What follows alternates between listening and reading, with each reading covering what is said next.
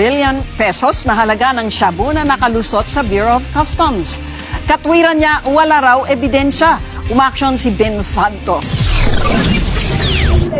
Nakahanap ng kakampi kay Pangulong Duterte ang Bureau of Customs sa isyu ng pagpasok sa bansa ng umano'y 6.8 billion pesos na halaga ng shabu. Ayon sa Pangulo, wala namang ebidensya sa sinasabi ng Philippine Drug Enforcement Agency na nawala ang 1 toneladang shabu sa 4 na magnetic lifters na natagpuan sa warehouse sa Cavite. Yung sabi nila na they found the metal but they opened it, there was none. It was pure speculation. They were assuming that for those metal magnetic contained, so the borehole, there was nothing there. One eternity later. Nitong Martes, 4.3 billion pesos ng shabu shipment ang nasabat ng PIDEA. Nakalagay sa 2 magnetic lifter. At tama ang hinala noon ng PIDEA na may iba pang nailabas na shabu shipment mula sa Manila International Container Terminal. Tanggap na ang mga taga-Bureau of Customs ay magpapalusot ng droga. Ipinakita ng dating hepe ng Bureau of Customs X-ray Inspection Project o XIP sa ABS-CBN ang kuha ng X-ray images ng dumaan sa BOC ang 4 na magnetic lifter noong July 14. Halos 1 buwan nang lumipas bago ito nadiskubre ng PIDEA sa isang warehouse sa GMA Cavite na pinaghihinala ang pinaglagyan ng naipuslit na tone-toneladang shabu. Para kay Mangawang, malinaw na may lamang droga ang mga magnetic lifter. Dogs don't lie. X-ray machines do not lie.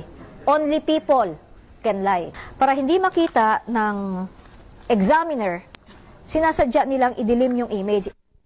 Paliwanag ni Mangawang, high-tech naman at walang diferensya ang mga X-ray ng BOC kung kaya't hindi totoo na hindi nito kaya madetect ang nasa loob ng magnetic lifters. What the Bureau of Customs officials is doing is they are covering up for the crime. Pero nanindigan ng BOC na wala talagang laman ng mga magnetic lifter. That person who examined it stands by that statement na wala siyang laman, no?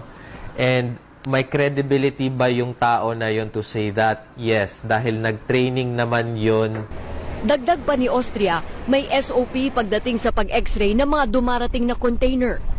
Kung hindi mo wala kang intelligence na natanggap, hindi mo rin gagawin yun na bubuksan mo yun, babaklasin mo yun kung wala ka namang pagbabasihang intelligence, di ba? Kung hindi sila nakaka-receive ng intelligence report, it's the problem of Bureau of Customs. Why? Bakit hindi naman sinabi ni Guban sa kanila? Una nang inilabas ni Pangulong Duterte ang Intel report hinggil sa makatiwalian ni dating intelligence officer Jimmy Guban sa BOC.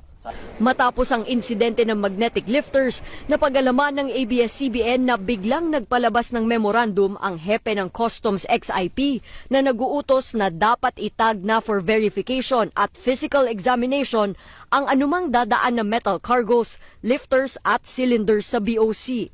Sinabi ni Mangawang na pwedeng managot si Customs Chief Isidro La Peña dahil sa command responsibility. Pero sabi ng palasyo, nananatili pa rin ang tiwala ni Pangulong Duterte sa pamumuno ni La Peña. Sa isang pahayag, iginiit naman ni Customs Commissioner La Peña na wala silang tinago na X-ray image sa mga oversight committee.